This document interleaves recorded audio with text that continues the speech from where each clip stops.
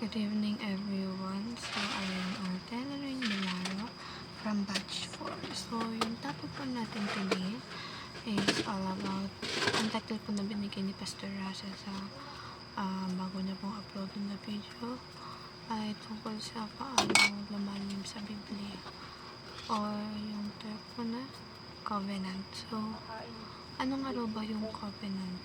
So, it is a relation between Lord and His people. So, yun yung kasunduan po ng mga tao sa Panginoon. Yun yung kasunduan natin sa Panginoon. For example, nagkaroon tayo ng kasunduan sa Panginoon na makikinig meron tayong kasunduan na sa kanilang tayo siya lang sasambahin natin, tayo sa mga other religion. So, that is called covenant. So, sabi nga dun, paano nga ba lumalim sa Biblia? So, basically, alam na alam talaga ng bawat tao kung paano naman tayo lumalim sa Biblia. Pero hindi nila alam yung mga other way para mas magkaroon tayo ng relasyon sa Panginoon. At mas magkaroon tayo ng opportunity to know Him more is to read the Bible and understand it, since kasi lahat naman gusto kong ipahayag natin ng Panginoon. Nasabi niya na sa Biblia.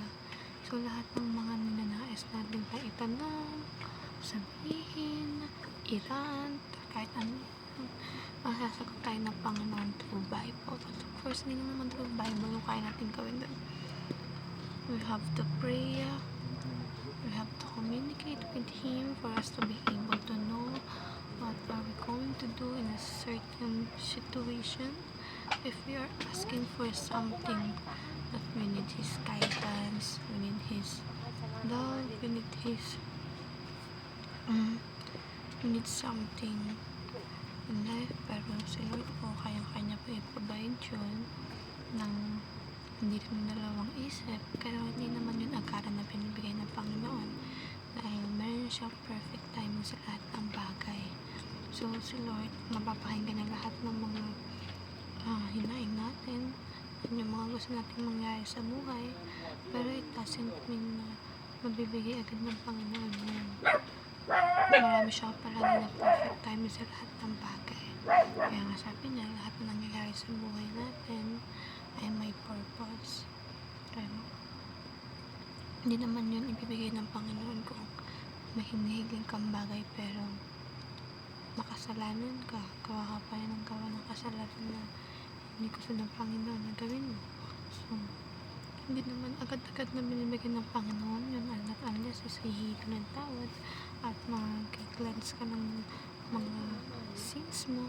Of course, hindi naman madamat ang Panginoon, pero meron siyang boundaries at alam na yung mga bagay na makakasakit sa atin.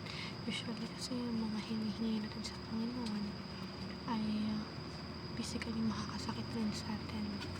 So, isipin natin din yung magiging outcome ng mga ginagawa natin in life kasi sa Lord nape-predict yung lahat ng bagay. So, we should be mindful, cautious sa lahat ng bagay.